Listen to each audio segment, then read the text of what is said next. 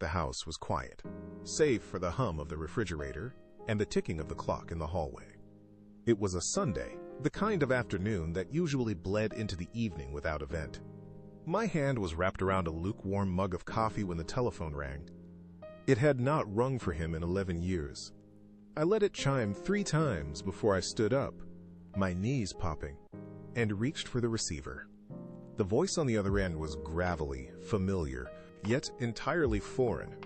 It did not offer a greeting. It did not ask how I had been, or if the years had been kind. My son Derek skipped the pleasantries. He bypassed the I love yous that had been missing for over a decade. His first words were sharp, cutting through the stillness of the room like a blade. "Dad, we need to talk about the house." I gripped the edge of the table as the reality of his return hit me. He had not called to heal the distance. He had called to measure the worth of the ground I stood on. The air in the kitchen suddenly felt thin. I realized then that 11 years of absence had not been a mistake. It had been a calculation. I looked past the telephone, across the living room that held the weight of my 76 years. This was not just a structure of wood and brick in Knoxville. It was the vessel of everything that mattered. I had raised my children within these walls, teaching them to walk on these floorboards. 4 years ago, I laid Patricia to rest, and ever since, this space had become my sanctuary. I walked to the mantel, my fingers brushing the smooth, cool surface of a framed photograph of her. The dust was thin, but the memory was sharp. I spent my days here, surrounded by the echoes of a life built through decades of shared breath and quiet commitment. Every corner held a scar or a smile. The way the light hit the kitchen table at 3 o'clock, the specific creak of the 3rd step on the staircase. These were the heartbeat of my existence. To Derek, these were assets to be liquidated, market values to be calculated.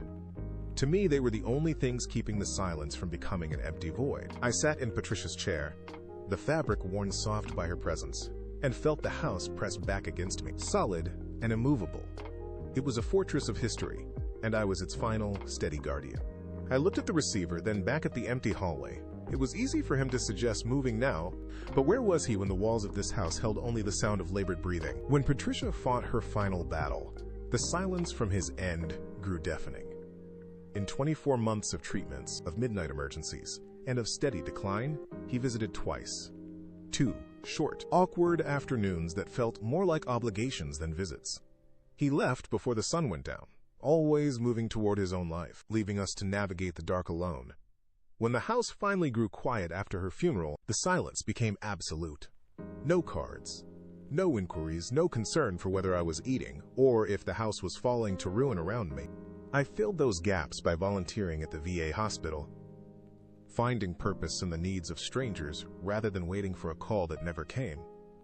The distance between us was not a matter of miles. It was a canyon carved by years of indifference. I realized then that his current interest in this house was not a return to family, but a late-stage attempt to claim what he had never cared enough to earn.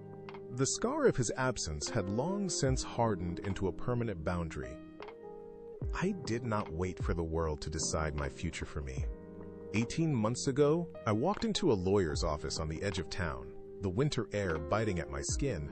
I sat in a stiff leather chair and signed the papers that changed everything. My hands did not shake as I penned the lines that removed Derek from my legacy. It was a cold, necessary correction. I chose Renee instead. She was the one who showed up, the one who navigated the grief with me, the one who never asked for a dime or a deed. After the paperwork was filed, I met Frank at the diner. We drank our black coffee in the familiar rhythm of our weekly ritual. I told him what I had done. He nodded once and said nothing more. That was enough. The secret became a weight off my shoulders, a hidden foundation beneath my feet. I went home and locked the door, knowing that for the first time in years, the future of this house was secure. I was no longer a man waiting for his children to remember him. I was a man who had already secured his own peace. The house felt different that night. It felt mine again, entirely and without condition. The car pulled into the driveway on Saturday, crunching over the gravel with a heavy, deliberate sound. Derek stepped out, followed by his wife and young Tyler. They did not walk toward me with open arms. They walked toward the porch with purpose. I opened the door, but the greeting was short, barely a nod before they moved past me and into the living room. They did not sit. They stood in the center of the space, eyes scanning the crown molding, the hardwood floors, and the windows overlooking the garden. Derek pulled a small notepad from his pocket, tapping his pen against the side of his leg as he tallied the potential. His wife walked to the kitchen, opening cabinets and checking the state of the appliances while Tyler wandered the hallway, poking at the walls as if testing their integrity. It was not a visit, it was an assessment. They discussed market values in low, rapid tones, treating the history of this house like a ledger entry to be balanced. I stood by the fireplace, watching them move through my sanctuary, and the air in the room grew thin. There was no warmth in their eyes, only a clinical, sharpened interest. I watched them measure my life in square footage, and for the first time a cold, absolute clarity settled over me. I knew exactly why they had returned. Derek stopped pacing the center of the rug and finally looked at me. He kept his voice level, the tone of a man delivering a professional recommendation rather than a son speaking to his father. He spoke of the upkeep, the stairs, and the impractical nature of a house this size for one man alone. He mentioned a senior community on the outskirts of the city, a place with manicured lawns and medical staff on call. He waved a hand at the walls, dismissing the photographs of my late wife and the indentations in the hardwood as mere hazards. He laid out the benefits of downsizing as if he were granting me a reprieve from my own life. I remained seated in the chair she used to favor, watching him trace the logistics of my relocation. His wife added her own points, nodding toward the kitchen as if the space were already an empty asset, waiting to be liquidated. The audacity of it hung in the stagnant air. They were not suggesting a solution. They were clearing a path. I felt the weight of the floorboards beneath my feet, and the history embedded in every corner of this room. They saw a liability to be offloaded. I saw the only place left where I could still hear her voice. My pulse remained steady, but my grip on the armrests tightened. The confrontation was no longer just a possibility. It was looming. The house settled back into its usual rhythm after they left, but the silence felt heavier than before. I spent 2 days listening to the clock tick, waiting for the other shoe to drop. It happened on a Tuesday. The phone rang, piercing the quiet, and I knew before I even lifted the receiver who was calling. Derek did not ask how I was. He did not mention the visit. He went straight to business, his voice stripped of any warmth, sounding thin and jagged over the line. He spoke of probate taxes and legal complications, wrapping his greed in the language of concern. He proposed a simple solution. I should sign the house over to him immediately to bypass the courts. He called it a protective measure, a way to ensure the property remained in the family without the interference of lawyers. He walked me through the paperwork he had already prepared, his voice rising in cadence as if the deal were already closed.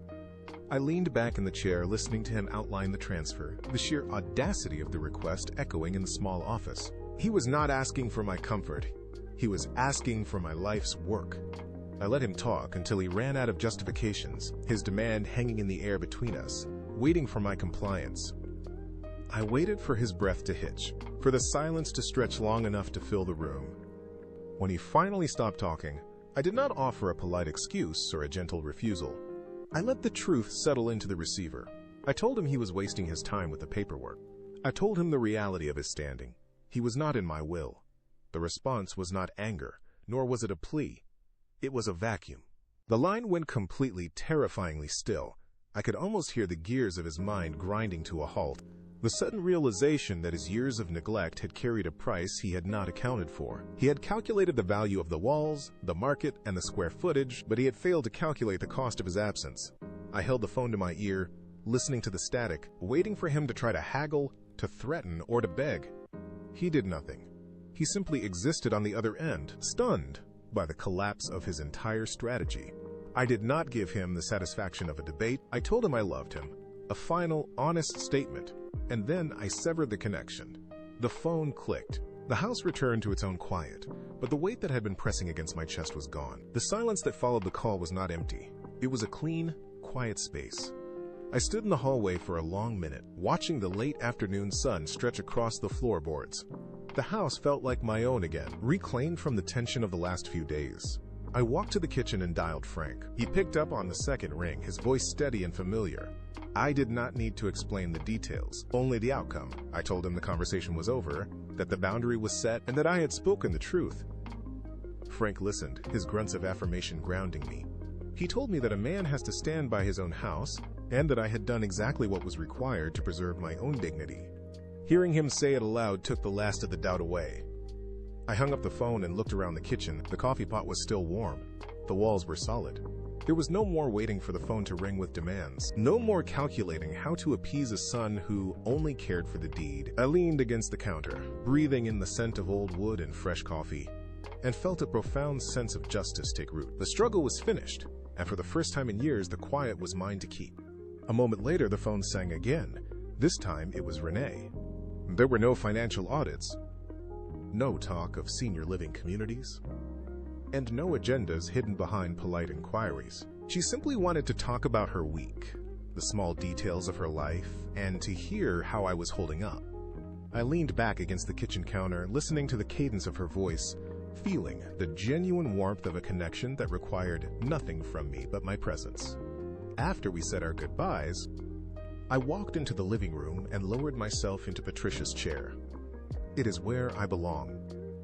Outside the window, the maple tree is beginning its slow transformation, each leaf turning a deep, vibrant red against the fading afternoon sky. This history, these floors, this chair, they are not assets to be liquidated. They are the bedrock of my life. I watched the branches sway, knowing that I have finally let go of the need for an outcome I could not control. You never stop being a parent, even when you should have stopped hoping a long time ago. But sitting here, as the light turns golden and the leaves begin to fall, I know one thing for certain. I am home, and I am finally at peace.